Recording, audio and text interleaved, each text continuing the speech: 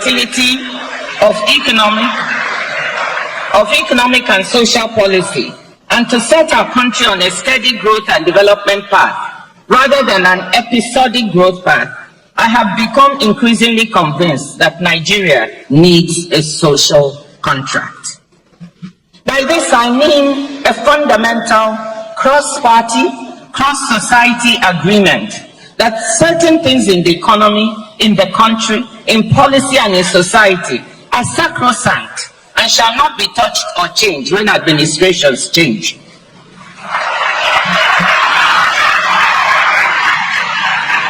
And the private sector and Nigeria's civil society, including influential actors like the NBA, have important roles to play in policing a social contract and holding the political class accountable. The idea of a social contract dates back at least a few centuries when philosophers such as Rousseau, Locke, and Hobbes spelled out the notion of a compact, formal or implicit, defining the rights and duties of rulers and the ruled. A more focused definition for our purposes comes from the former head of the London School of Economics and the former president of Columbia University, my former World Bank colleague, NINAS Shafiq. She describes the social contract as being about how we pool our resources to provide the public goods we agree are needed, and how we support those affected by adverse shocks. Her book, What We Owe Each Other, A New Social Contract for a Better Society, argues that in our fast-changing globalized economy, we need a new social contract to create a sense of security among people. What I'm calling for here is even more basic. I'm saying that all major actors in the governance of our country should agree on some basic parameters for security, macroeconomic and social stability, and the enabling environment for future dynamism and growth of our country. Once agreed, these parameters and policies should be institutionalized or enshrined in law, or even be made part of our constitution, not to be tampered with, except perhaps for a national referendum involving the entire country and society. Everyone knows the threats this country is facing from an economy that is flatlining, even as it becomes obvious that Nigeria is broke. What's the problem? I mean, I'm going to put it just starkly. What's the problem with Nigeria's economy, and what's the best way to fix it? The problem with Nigeria's economy is that we do not understand how to fix it, and we have made some very important mistakes. See, any prosperous economy operates at 4 levels. The first level is the philosophical level. That is to say, what is the organizing vision and philosophy of any country? And from there, what is the economic philosophy that drives the country's economy? The second level is the level of institutions. And this is the level of the political economy, the interaction between institutions and markets. The third level, which is where we tend to focus, skipping the first 2 levels, is the macroeconomy. And there you're talking about inflation, which is monetary policy. You're talking about taxation, which is fiscal policy and debt management and things like that. And the 4th level is the level of human development. That is to say, the basics of life. You know, longevity. Do people have good health care? Do they have education? The basics of life, you know. We tend to focus a lot on the macroeconomy, and we ignore human development. And so you find poverty increasing while we're very concerned with GDP growth rates. But we're not concerned with GDP per capita, which has flatlined and remained the same for more than 20 to 30 years now, at about $2,000, which is just unbelievable. So, to fix the Nigerian economy, we must go back to the fundamentals. The Nigerian nation needs to be reinvented. There is no nation. We have a country, but we don't have a nation. We need to create an inclusive philosophical foundation that we can all agree on. That this is what it means to be a Nigerian. This is what we believe in. This is where we're going. And we agreed on who we are in this construct called Nigeria, what our rights are and what our obligations are. That conversation is not happening. Every government in this country avoids the matter of a fundamental constitutional restructuring of Nigeria. And you find that we're operating on a constitution that many people feel left out of. So, therefore, this shapes the politics. Because the politics is not a politics of a united vision. It's a politics of contending disparate forces, ethnic, religious, and each person that grabs power represents part of the whole, but not the whole. And what then happens is that he or she, well, he so far, they acquire all the advantages of power, their cronies become rich and get all the appointments. And when their term is over, another people will come and do exactly the same thing. So it's just 1979 Constitution, right, was a military version of what we should be guided by as a people. And that constitution gives way ultimately to the 1999 constitution, another military constitution. And so there was the 89 constitution, but it didn't actually take effect. The 99 constitution is the central thing now. Now, when you think in terms of the constitutionalism and the constitutional process, there is so much attention that is given to the substance, that is what you say about it contains, because it's the document that contains these rules and practices. But even much more attention is given to process. The legitimacy of the state is often dependent on the process that emerges, the strictures and the processes and the procedures of the state.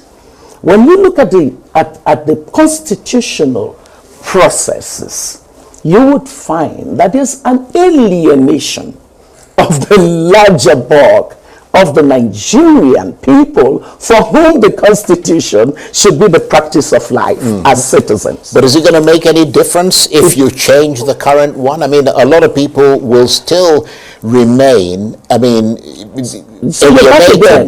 from it, given the fact that there's poverty, crushing poverty, there's illiteracy. I think you're missing and those are elements that would bring them closer to the concept of a constitution. But you're missing a step there.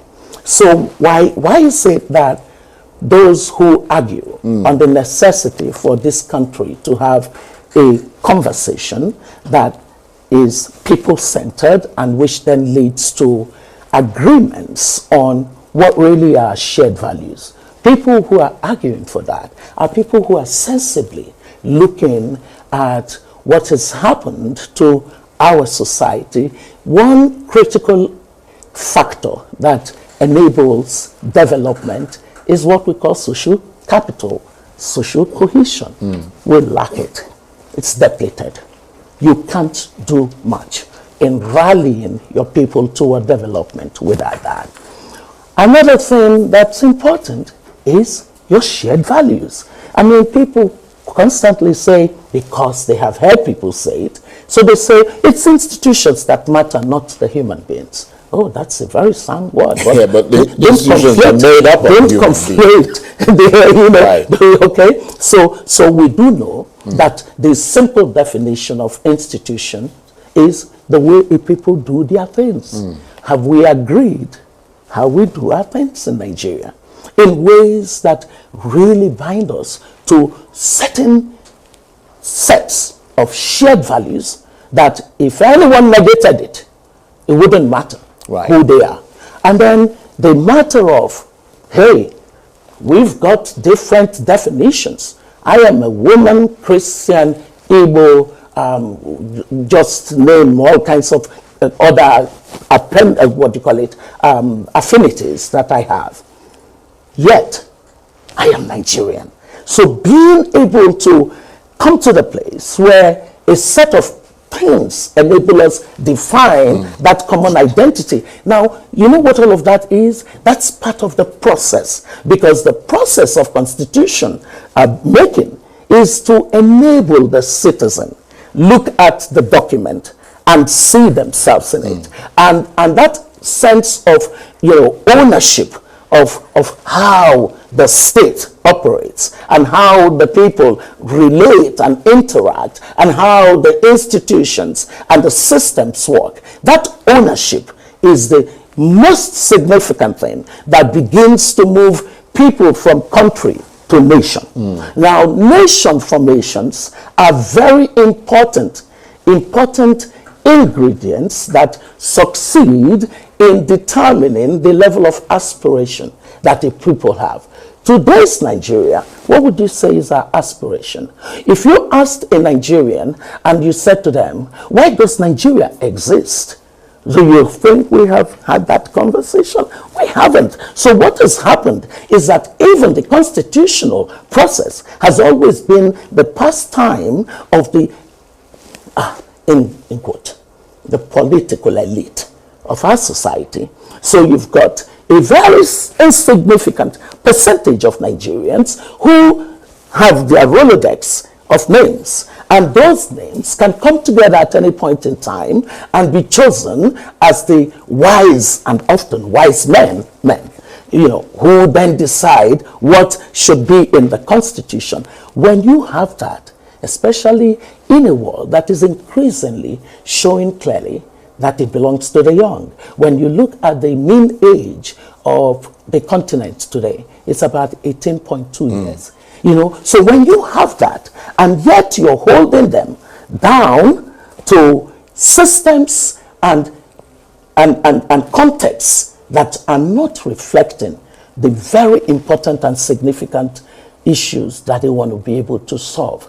So, for example, two critical things that Nigerians, the dominant young people in Nigeria, would want to see Nigeria be about is a productive country and a competitive. You rightly observed in your introduction, some of us, and I inclusive, are of the view, firstly, that this country needs a people's constitution, a constitution that emanates from the people, a constitution that will lay the groundwork for unity, because you see, the constitutional foundation, the superstructure, is what determines even the economics, structure that will be built on it, the political systems that will be built on it, the legal system, and then dealing with the overriding issue of integration and cohesion in this country. We believe that the existing constitution is not a people's constitution. It didn't emanate from the people.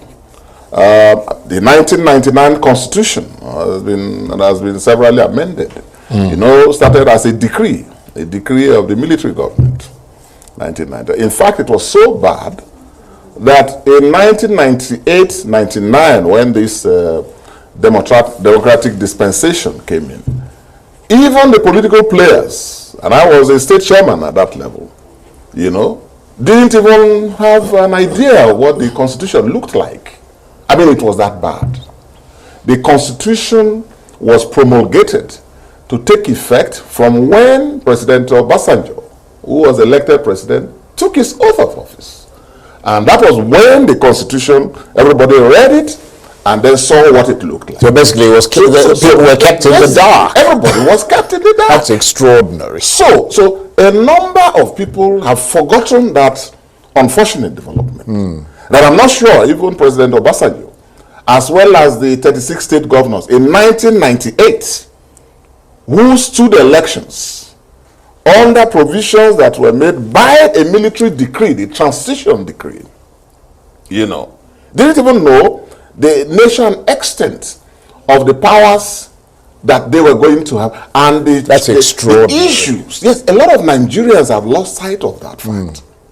In other words, what we call as the constitution today was actually a military decree.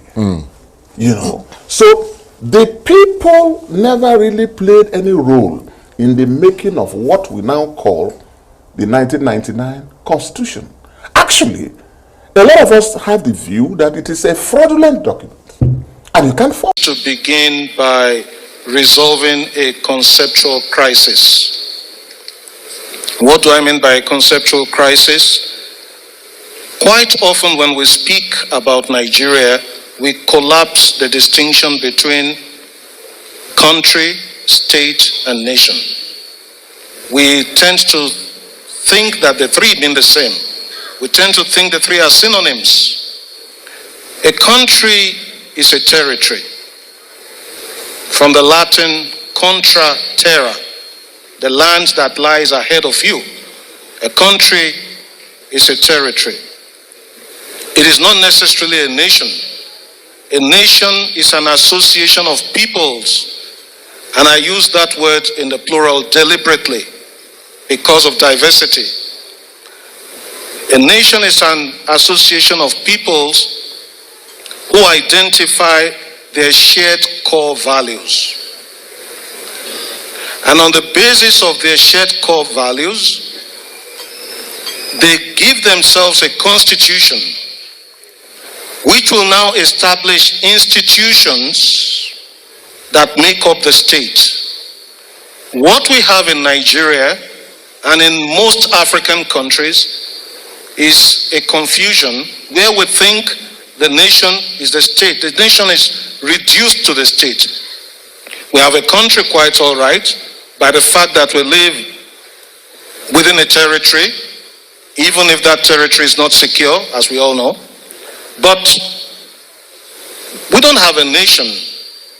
We have institutions that make up the state. We collapse the nation into the state.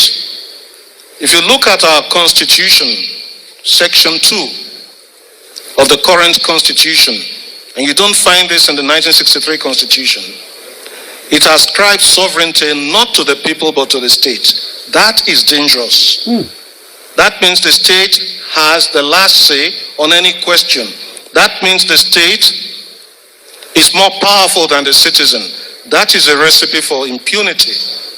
Because as we all know, the state is the head of state, or the governor, or whoever represents them. Whatever they say, we all have to comply, whether they're right or wrong. So we don't have a democracy in the true sense of the word.